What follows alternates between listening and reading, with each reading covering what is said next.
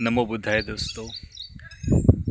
आज मैं आपको एक चीज़ बताने वाला हूँ। मैं हमेशा लोक कल्याण या जन कल्याण या दूसरों के कल्याण के बारे में आपको बताते रहता हूँ। तो ये ऐसा क्यों है? तो किसी चीज़ को बताने के लिए कुछ एग्जाम्पल या कुछ स्टोरी देके उसको बताना पड़ता है। तो ये देखो, नदी है, नदी का पानी है। तो नदी का जो पानी है वो नदी खुद नहीं पी सकती है। अभी ये पेड़ है, पेड़ को फल लगता है लेकिन पेड़ उसका फल खुद नहीं खा सकता है। घास है, घास उगती है लेकिन घास अपने आप को खुद नहीं खा सकती है। तो ये हो गया अभी प्रकृति का। और देखो आप अभी आ, किसी राज्य व्यवस्था में, किसी अभी संसार में देखो तो किसी को अभी कुछ पद पाना है, गांव का यदि कुछ सरपंच बनना है, कुछ आमदार खासदार बनना है, तो भी उसको दूसरों के लिए काम करना पड़ता है। तो अपने आप खुद वो नहीं बन सकता है। तो उसको भी दूसरों का कल्याण किया, दूसरों की मदद की, तो हम उसको क्या करते हैं, चुन के देते हैं। तो ठीक इसी तरह अपनी जो चित्त शुद्धि है या अपने मन की जो शुद्धि है, तो अपने को सीधे मार्ग पे जाना है या सरल बनना है, तो सहज बनना है, तो इसके लिए अपन को चित्त शुद्धि की आवश्यकता होती है। तो अपने आप आपको शुद्धि नहीं हो सकती, तो इसलिए हमको दूसरे के लिए काम करना पड़ता है, तो तब जाके वो फल आ जाता है। तो देखो, प्रकृति ने बहुत ही गंभीर बनाए हैं। जो अपने शरीर के जो अंदर है वो बाहर नहीं है, और जो आपको बाहर दिख रहा है वो आपके अंदर नहीं है। तो इसी सिलसिले में अब एक बार मैंने ऐसे सुना है कि पूर्व जन्म में भगवान बुद्ध ने वाराणसी में जन्म लिया था, और वहाँ का राजा कृष्णदेव राय था, उनका नाम था मग। तो बोधिसत्व मग थे, तभी की ये बात है। तो उनका मित्र था प्रमोद। तो इसी के सिलसिले में भी आपको मैं एक बात बताता हूँ। तो किसी कारणवश क्या होता है,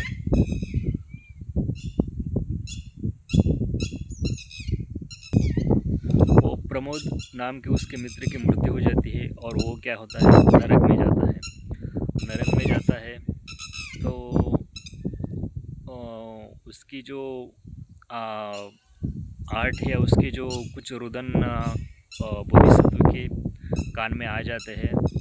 तो बोधिसत्व तब भी क्या करते हैं, वो बोधिसत्व यानी वो सत्व है जो हमेशा लोक कल्याण के लिए काम करता रहता है। तो इसी जन्म ने तो कई लगातार जन्म में बोधिसत्व अपने कार्य को पुष्ट किए हुए रहते हैं। तो उसी जन्म में भी वो अपना लोक कल्याण का या जन कल्याण का काम कर रहे थे। तो उनके ध्यान में आ जाता है कि बाबा इस व्यक्ति ने कभी तो भी कुछ पुण्य किया होगा ना। तो वो देखते हैं कि एक बार क्या हो रहा था, प्रमोद अपने ही के हाथ से एक पुण्य हो गया था। तो तब उसने एक मकड़ी की जान बचाई थी। तो वो देखते हैं कि अभी वो मकड़ी किधर है। तो वो मकड़ी को आदेश देते हैं कि तुम जाओ, और जो अपने अंदर से जो धागा निकलता है ना, तो वो धागा उसको दे दो, तो वो नरक से निकल के बाहर आ जाएगा। तो देखो, वो जो धागा रहता है मकड़ी का, तो मकड़ी का जो धागा रहता है वो बहुत ही नाजुक रहता है। फिर भी वो मकड़ी बोलती है कि ऐसे कैसे धागे से आ जाएगा। तो फिर बोधिसत्व बोलते कि तुम जाओ और खाली अपना धागा ये करो, वो अपने आप आ जाएगा। तो मकड़ी जाती है और नरक के द्वार पे जाती है, और वो अपना जो धागा है वो धागा छोड़ देती है। और जो व्यक्ति रहता था प्रमोद नाम का, तो वो क्या करता है कि उसको भी अपने मन में ऐसे कभी तो आ जाता है कि ये धागा मेरे लिए ही छोड़ा है बोधिसत्व ने, या बोधिसत्व ने मेरे ही लिए मकड़ी को भेजा है, मेरी हेल्प करने के लिए, मदद करने के लिए। तो वो क्या करता है, उस धागे को पकड़ता है। धागे को अभी उसने पकड़ दिया है, धागे को पकड़ता है, ऊपर आता है। धागा टूटता नहीं है, धागा मजबूत रहे, धागे में मजबूतीपना आ जाता है उसको।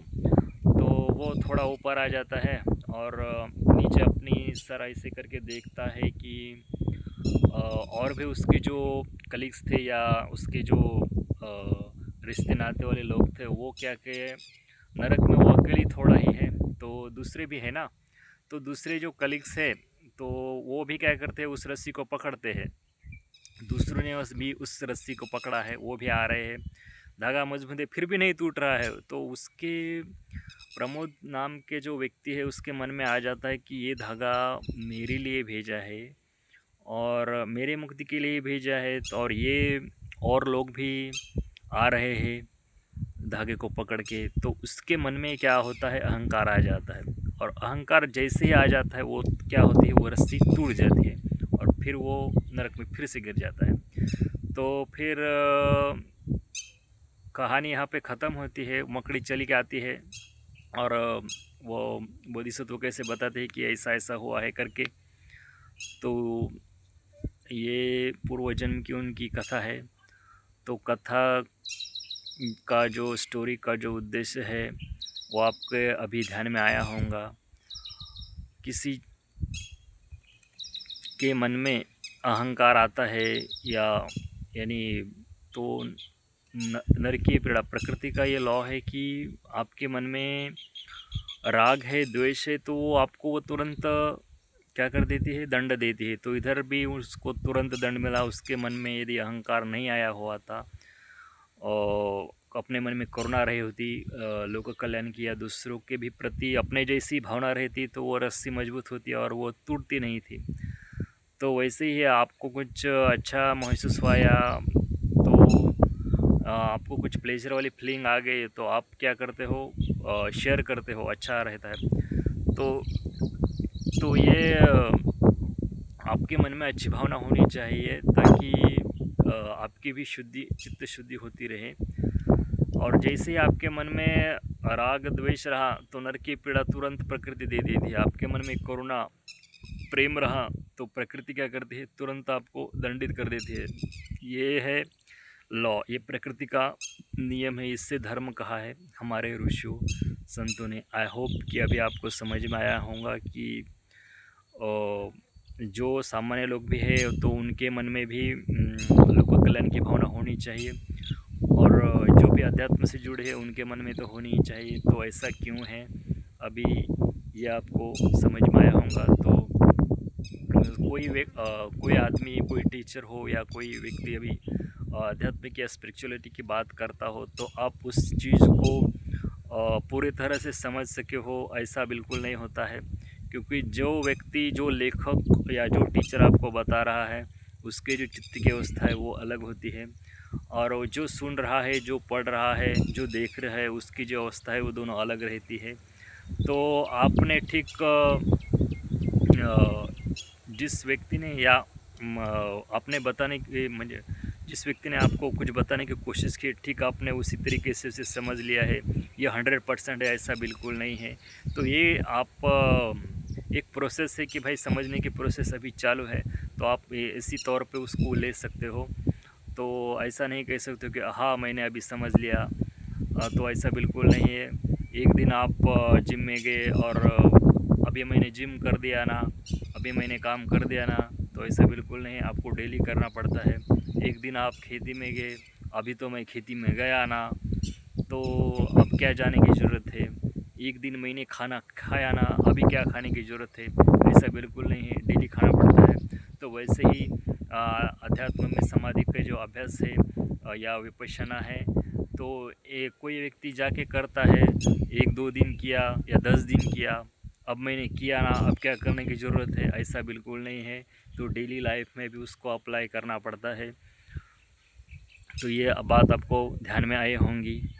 तो इसी सदिशा से आप सभी का कल्याण हो, आप सभी का मंगल हो।